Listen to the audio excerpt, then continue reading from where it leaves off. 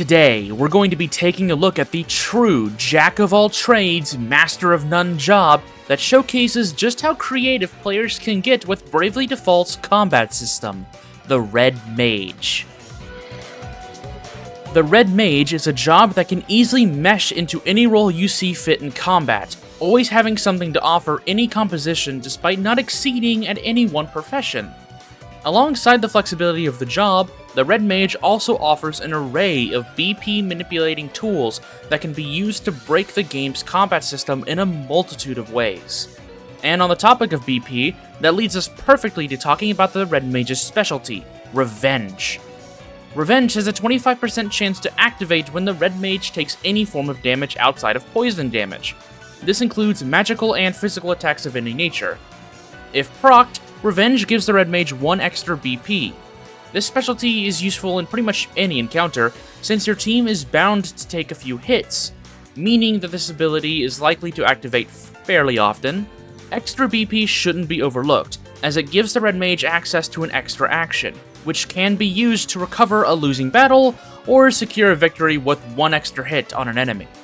Alrighty, let's kick off this combat section with the Red Mage's main gimmick, Black and White Magic. We'll just take a look at each level individually to give time to talk about each of them equally.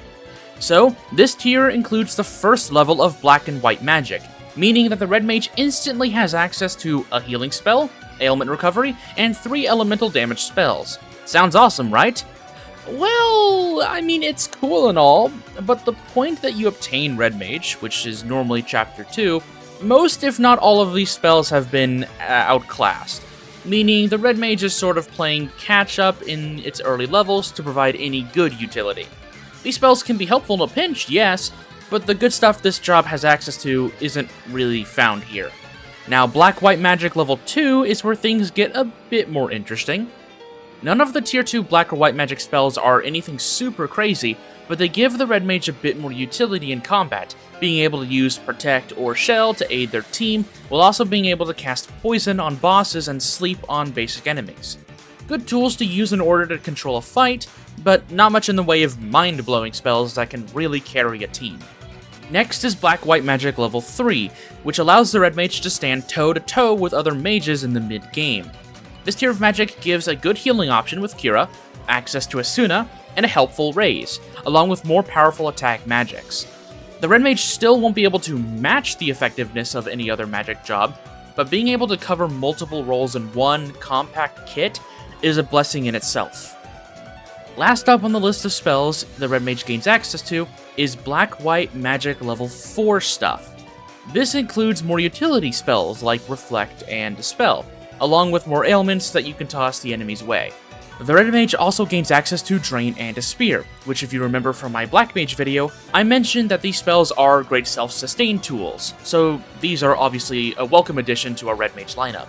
None of these spells are going to completely change your world or anything, but the fact that the Red Mage has access to 24 of the 36 combined spells of the Black and White Mage without any sub-job equipped cannot be overlooked, especially if you decide to lean towards certain magical builds that we'll discuss in the pros-cons segment of this video. But before we get to that, let's go over the Red Mage's support abilities, starting with NP 20% up. As the name suggests, this support ability will raise the user's max MP count by 20%, allowing them to cast more magic without needing to restore it as often. Helpful for jobs that have steep NP costs like Time Mage, or if they cast magic often like a Black Mage.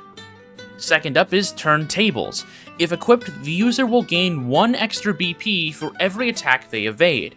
Dodging attacks in general is fairly uncommon, but if you use this ability on jobs or a setup that can reliably evade attacks like a ninja, you can create a powerful dodge build that allows you to accumulate BP quite easily. Turntables endorses evasion tank builds, rewarding an evasion tank for doing their job well. Next up is MP free in a pinch. If the user's HP drops below 20%, all magic costs will become 0, letting you cast all magic for free. This has 2 common uses. One as a free heal tool if a fight is going horribly wrong, and the other as a means of giving your magical damage dealers a way of casting their high-cost spells for free. There are better ways of pulling off that second strategy, mind you, but it is a plausible idea. Adrenaline is up next, which will raise the user's BP by 1 each time they defeat an enemy. Slotting this on one of your attackers in a boss fight that has more than one target can be quite nice, as you'll get a return on the BP investment you put in. Adrenaline can also be useful in random encounters, if you just barely are unable to finish all the enemies off in one go. Obviously, this support ability gets no real use in battles with just one single target, unless you are willing to, kill your own teammates over and over again. Now we've come to Save Magic MP. This support ability will lower the cost of black, white, time, and summon magic by 25%.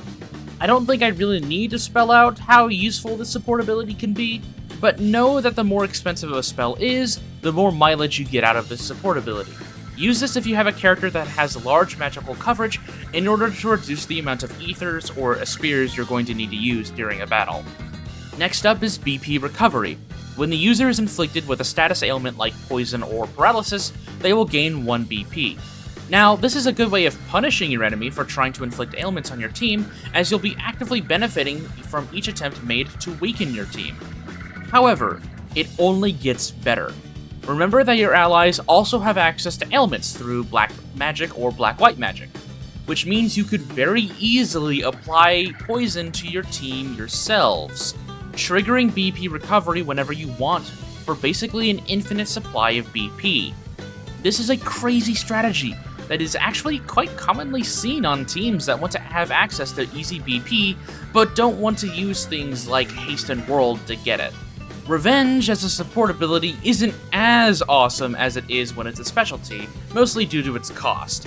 Revenge works best when you don't need to dedicate slots to it, and the effects of the ability happen naturally.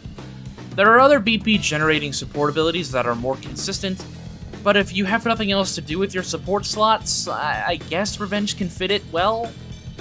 Now we move on to Revival. This support ability has a 75% chance to give the user 2 BP when their HP drops below 20%. If there wasn't a chance of this ability activating, it might be a bit more useful, but even so, 2 BP is 2 BP. Just note that abilities that use your own HP do not have a chance of activating Revival, meaning no Monk or Dark Knight cheese strats, sadly. But on the topic of support abilities tied to your HP, next up is an eye for an eye. Once the user's HP drops below 20%, their critical hit chance is raised by a whopping 900% for 5 turns. It does sound pretty cool on paper, yes, but sadly, it can't be activated manually by any ability that uses HP, meaning it has to be procced by an enemy attack. Useful when it is activated, but because you lack any power over when it does get used, it makes this support ability very unreliable, sadly. And finally, we have In the Red. This final support ability will raise the user's magic damage the lower your BP charge is. This basically gives you an incentive to dip your damage dealers into the negative, as their damage will be increased by quite a bit. This mostly helps damage dealers that struggle to deal maximum damage without any help, like, I don't know, the Red Mage, perhaps? It can be useful if you want to be greedy with BP, but that's up to you. Now that we've covered everything at the Red Mage's disposal, let's talk about how they fare as a main job. I, personally, believe this job to be a wonderful example of just how creative one can get with Bravely Default's combat and job system. A good starting point to look at why would be to examine their combat kit, which encompasses 24 total spells that include damage, healing, and utility. As I mentioned earlier, while none of these spells are the best of their role, the fact that the Red Mage does have all of these spells is a blessing in itself. Moving on from their magic though, the Red Mage's stats and affinities themselves allow them to fulfill multiple roles. While other balanced jobs so far have been criticized for not having anything to specialize in, because the Red Mage has such a compact kit and at least a few decent weapon options like swords, it allows the players to sort of shift the Red Mage towards any build they want. Want a Red Mage that can heal? Slap Holy One on them and watch as Cura heals for maximum HP. Want them to deal magic damage? Phantom Weapon and Two-Handed says hi. None of these builds are unique to the Red Mage, sure, but what separates them from other jobs is that they have other magics to fall back on when their main use isn't needed. For example, you can build a physical-focused Red Mage that has a terrible magic stat, but even still, the Red Mage can cast utility spells like Dispel, Protect, and Shell. Those don't need anything special to make them good and are universally helpful to your team. As you've seen in most of my footage that's been playing throughout the video, the Red Mage synergizes super well with a multitude of other jobs and their support abilities, with Group Cast All, Phantom Weapon, and Sword Magic just being a few good examples. Now, I would be wrong not to mention some problems with this job.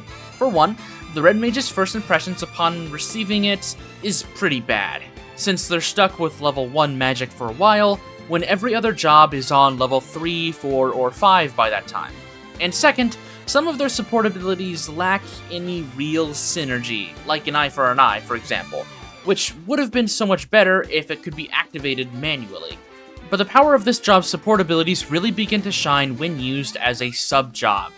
The BP building of the Red Mage is insane, and can lead to magic builds made exclusively to be a BP battery for the rest of the team, like using BP recovery on your entire team over and over through the use of Poison and Asuna, which guess what 2 spells the Red Mage's kit has in it by default.